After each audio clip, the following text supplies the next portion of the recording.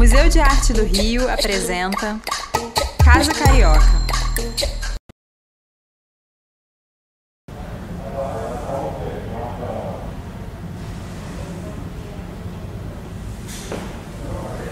O início, na verdade, do projeto era um início muito, digamos, às cegas, né? Falar de arquitetura, falar de casa. E depois ele se alterou totalmente. Não é muito sobre a forma das casas, o formato das casas. É muito mais sobre o lado de dentro das casas, né? E aí, inevitavelmente, o lado de dentro, primeiro a questão da moradia, direito à terra, ao terreno, né? Quem tem o terreno, de quem é esse terreno. E o Rio de Janeiro com toda a história irregular das ocupações em morros e encostas, né? A gente nunca direcionou a pesquisa para o assunto arquitetura, a gente já foi para o assunto habitação, porque você tem uma divisão ali, né? Nos teóricos de arquitetura, tem os que são mais especializados em habitação. E mais ainda em habitação popular, né? E que vai ganhando vários nomes, né? Habitação de interesse social é um nome usado dentro dos teóricos do urbanismo para tratar dessa casa do pobre, né? Tem uma coisa muito curiosa comigo, assim, eu sempre fiquei questionando, eu fui aluno de vários professores e professoras de História da Arte, né? E estudando no sentido mais tradicional, pré-história, barroco, renascimento. E nunca estudei pobre, né? Só estudei uma história muito vitoriosa, né? Então são as igrejas, os palácios, né?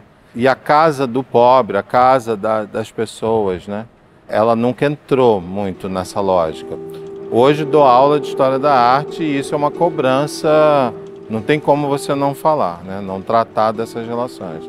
E quando a gente começou a fazer grupos de estudo na curadoria, a gente começou a estudar esses autores, né, que tratam de habitação popular.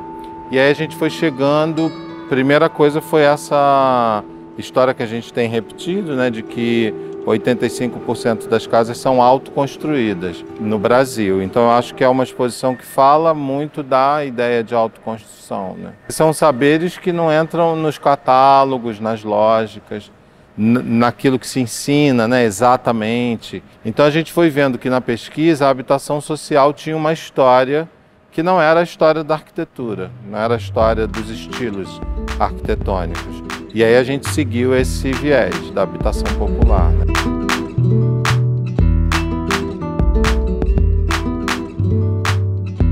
E logo no início a gente convidou a Joyce Bert, que é arquiteta, urbanista.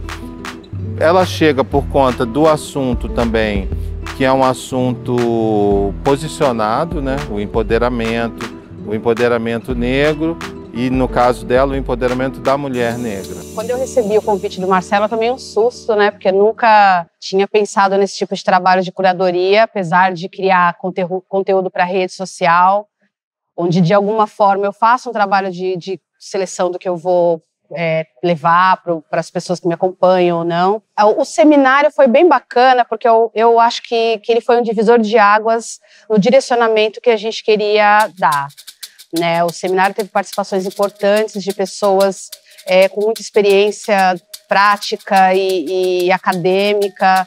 A gente teve Raquel Ronick, teve Hermínia Maricato, teve Tainá de Paula, teve o Bitar, teve as meninas do Concreto Rosa, Arquitetas Invisíveis.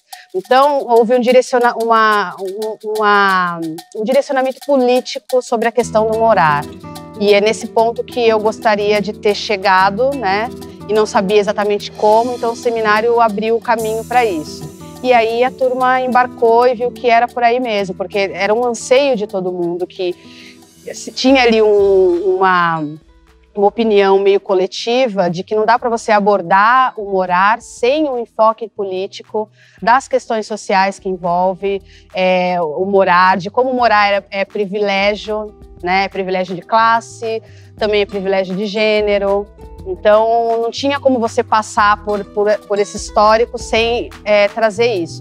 Agora, sim, eu trouxe uma visão crítica, né, com relação a algumas coisas que são sempre cultuadas ou são sempre reverenciadas, de maneira justa, mas que falta assim uma criticidade quando se olha para aquilo, que é o caso do modernismo, por exemplo, né? O modernismo ele tinha um forte caráter patriarcal, falocêntrico, de demarcação desse pensamento machista, que é a estrutura da sociedade, é estrutural, né? Então, a gente conseguiu chegar numa crítica que faz a mediação, né, sem desvalorizar, evidentemente, o componente histórico que esse período nos trouxe, mas também trazendo um olhar que problematizava. A questão de raça também foi algo que a gente foi trabalhando para fazer essa crítica, né? Eu estava sempre alertando para o fato de que morar é privilégio, a gente tem muita gente no Brasil que não acessa esse direito fundamental, né? A gente tem toda uma estrutura que dificulta muito o acesso das pessoas à moradia.